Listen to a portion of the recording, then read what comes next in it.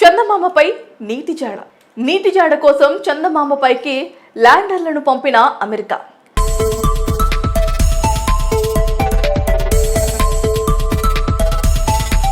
చందమామ రావే జాబిల్లి రావే అంటూ చిన్న పిల్లలకి జోలపాడే పాటకు ముగింపు పలికే రోజులు దగ్గర పడుతున్నాయేమో.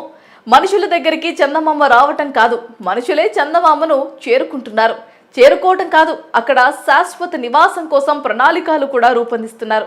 కాగా 2 సంవత్సరాల క్రితం చందమామ దక్షిణ ధృవంపైకి చాంద్రాయన్ పేరుతో ఒక ల్యాండర్ను ఇస్రో పంపిన విషయం అందరికీ తెలిసిందే. వారు పంపిన ల్యాండ్ ద్వారా పలు విషయాలను కనుగొలిగారు.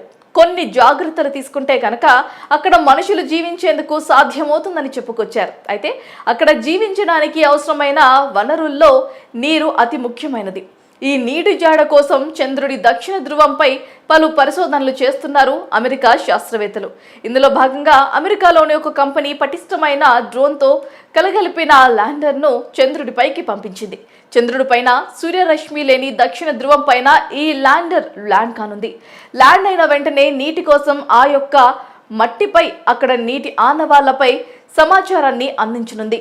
ఇంటిట్యూవ్ మిషన్ అనే కంపెనీ రూపొందించిన ఈ ల్యాండర్ పేరు ఆదినా. నాసాకు చెందిన కెనడీ స్పేస్ సెంటర్ నుంచి దీనిని స్పేస్ ఎక్స్ సంస్థ బుధవారం విజయవంతంగా ప్రయోగించింది. మార్చి 6వ తేదీన చంద్రుడిపై ఈ ల్యాండర్ దిగనుంది.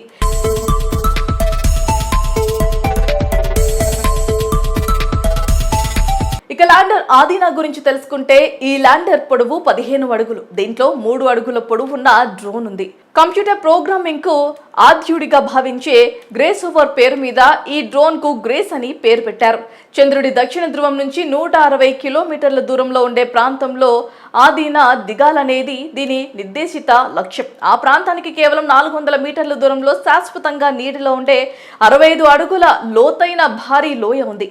చంద్రుడి ఉత్తర దక్షిణ ధృవాల్లో సూర్యరశ్మి సోకని అటువంటి భారీ లోయలు అనేకమున్నాయి. మరి ఈ లోయల నిండా నీరు గట్టగట్టి మంచు రూపంలో ఉంటుందని శాస్త్రవేత్తలైతే భావిస్తున్నారు. ఇదే నిజమైతే ఆ మంచు నుంచి భవిష్యత్తులో చంద్రుడి మీదకు వెళ్లే వ్యోమగాములు తాగడానికి అవసరమైన నీటిని, పీల్చుకోవడానికి గాలిని, ఇంకా వీలైతే రాకెట్ల ఇంధనాన్ని కూడా తయారు చేయాలన్నది శాస్త్రవేత్తల స్వప్నం. అంతరిక్ష ప్రయోగాలనే మలుపు తిప్పే పరిశోధన ఇది. దీనికోసం అనేక ప్రయత్నాలు జరుగుతున్నాయి. తాజాగా ఇన్స్టిట్యూట్ మిషన్స్ చేపట్టిన ప్రయోగం కోసం ఆ కంపెనీకి నాసా $62 కోట్ల చెల్లించింది. అన్ని అనుకున్నట్లు జరిగితే చంద్రుడి దక్షిణ ధృవం మీద దిగే ఆదినా నుంచి గ్రేస్ విడివిడి అక్కడి చీకటి లోయలపై పరిశోధనలు జరుపుతోంది. అత్యంత శక్తివంతమైన కెమెరాలు, లేజర్ల సహాయంతో గ్రేస్ అక్కడి పరిస్థితులను రికార్డ్ చేస్తోంది. హంగరీ, జర్మనీ అంతరిక్ష పరిశోధన సంస్థకు చెందిన కొన్ని పరికరాలను గ్రేస్ అనుసంధించనున్నారు. సదరు పరికరాలు లోయలో తవ్వకాలు జరిపి మంచు ఆనవాళ్ల కోసం అన్వేషిస్తాయి. చంద్రుడి చీకటి లోయలోకి వెళ్లి మరీ పరిశోధనలు జరపడం ఇదే తొలిసారి అని చెప్పుకోవచ్చు.